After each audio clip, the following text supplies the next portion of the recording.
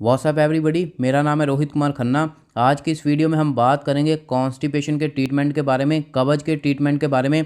आज की इस वीडियो में मैं आपको बताऊंगा कैसे medical practitioner and doctors constipation का ट्रीटमेंट करते हैं, कौन कौन से मेडिसिन्स एंड ड्रग्स का इस्तेमाल करा जाता है। एंड ये video medical pharma and nursing related students के लिए बहुत इंपॉर्टेंट होने वाली है। एक और छोटी सी इन्फॉर्मेशन, अगर आप medical pharma nursing related practical based market based video देखना चाहते हैं, मेरे इस चैनल को सब्सक्राइब करके बेल आइकन पे क्लिक कीजिए। आप मेरे को मेरे इंस्टाग्राम रोहित कुमार हेल्थ के ऊपर भी फॉलो कर सकते हो।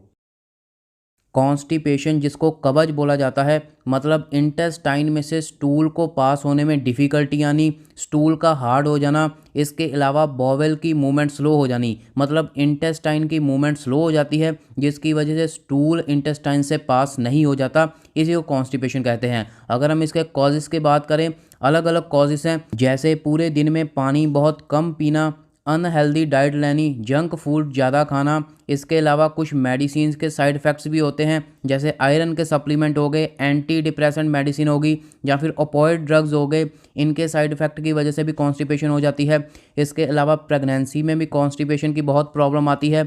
बहुत ज़्यादा स्ट्रेस लेना, एज की वजह से भी कॉन्स्टिपेशन कब्ज की प्रॉब्लम आती है। जैसे जैसे एज बढ़ती है, बुढ़ापे में ये कॉन्स्टिपेशन की प्रॉब्लम ज़्यादा हो जाती है। फाइबर का प्रॉपर इनटेक नहीं करना, पूरे दिन में जितना फाइबर कम खाओगे कॉन्स्टिपेशन ज़्यादा होगी।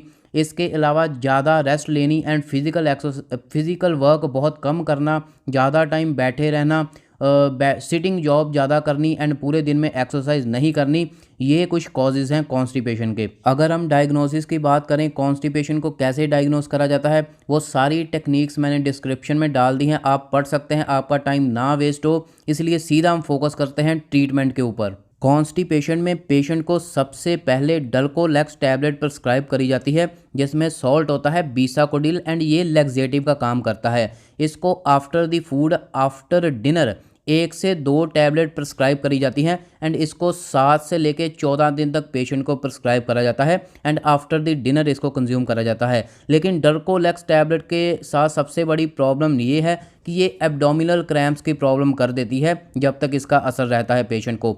इसके अलावा अगर ये पेशेंट को प्रिस्क्राइब नहीं करना चाहते तो इसके अलावा एक सोल्यूशन प्रिस्क्राइब करा जाता है जिसका नाम है डूफालैक। इसके बीच में सॉल्ट होता है लैक्टुलोस सोल्यूशन, लैक्टुलोस इसके बीच में होता है, ये स्टूल को सॉफ्ट कर देता है एंड इसकी जो डोज है वो 10 ml से लेके 30 ml, 10 ml से 30 ml तक पेशेंट को प्रिस्क्राइब करी जाती है एंड इसको भी after the dinner, after the food, रात को खाना खाने के बाद ही प्रिस्क्राइब करा जाता है एंड इसको 14 दिन से लेके 1 महीने तक पेशेंट को प्रिस्क्राइब करा जाता है। अगर डूफालैक लैक्टुलोस नहीं इस्तेमाल करना, इसके अलावा लिक्विड पैराफिन सिरप पेशेंट को प्रिस्क्राइब करा जाता है।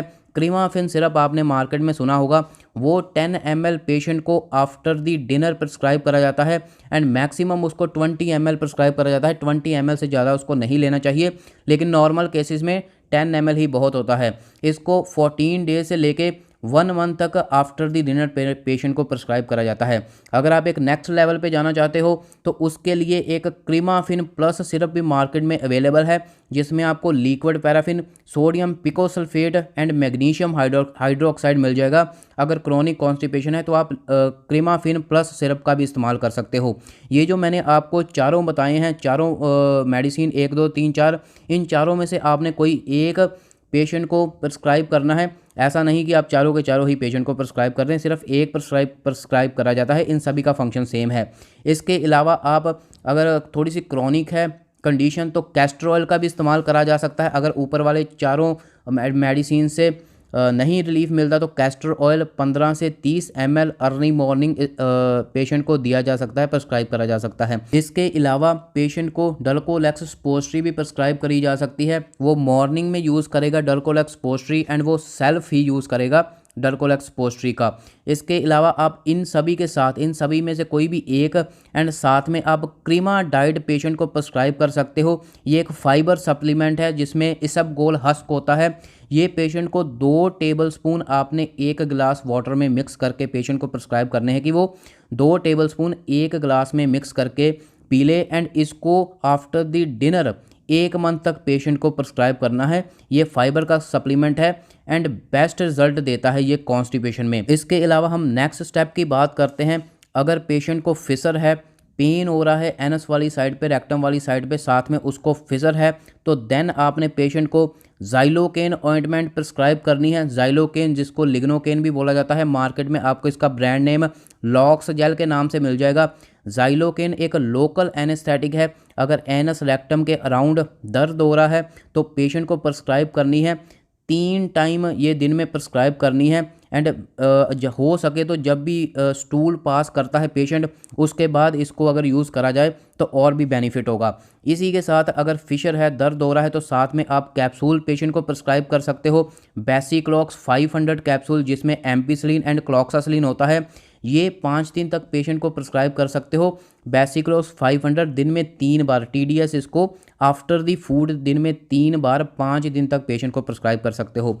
इसी के साथ साथ आपने पेशेंट को कॉम्बी फ्लेम प्रिस्क्राइब करनी है, दिन में 3 बार, इसको भी 5 दिन तक आप प्रिस्क्राइब कर सकते हो। कॉम्बी फ्लेम ये एंटी इन्फ्लामेटरी का काम करेगी। कॉम्बी फ्लेम में आइबुप्रोफेन एंड पैरासीटामोल होता है, इसको भी आफ्टर दी फूड 5 दिन तक पेशेंट को प्रिस्क्राइब कर सकते हो। अब कुछ चीज़ें मैं आपको और बताना चाहता हूँ। ये तो सारी मेडिसिन होगी, इसके अलावा आपने पेशेंट को 2 से 3 लीटर पानी रेगुलरली कंज्यूम करने को बोलना है।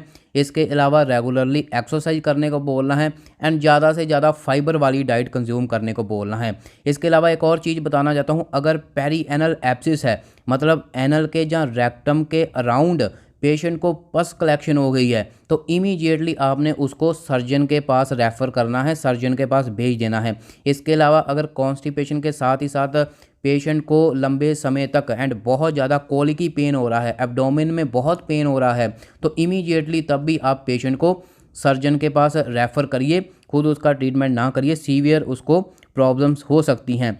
इसके अलावा नेक्स्ट बात यह है कि अगर पेशेंट कोई भी मेडिसिन इस्तेमाल कर रहा है जिसकी वजह से उसको कॉन्स्टिपेशन हो रही है, जैसे एंटी डायबिटिक, एंटी डिप्रेसेंट होगी, नारकोटिक्स हो गए, या फिर जो ओपियोइड्स मेडिसिन होगी, ठीक है, एंटी हाइपरटेंसिव होगी, जिसकी वजह से उसको लग रहा है कि उसको कॉन्स्टिपेशन है, तो उस ड्रग को किसी और ड्रग में चेंज करा जाए अगर उस पर्टिकुलर मेडिसिन की वजह से पेशेंट को कॉन्स्टिपेशन हो रही है। इसके अलावा एक और बहुत इंपॉर्टेंट इन्फॉर्मेशन, जो मैंने सबसे पहले 4 स्टेप आपको बताए थे, 4 मेडिसिन बताई थी, जिसमें डल्कोलैक, डूफालैक, लिक्विड पैराफिन एंड जिसमें क्रीमाफिन सिरप एंड क्रीमाफिन प्लस सिरप थे।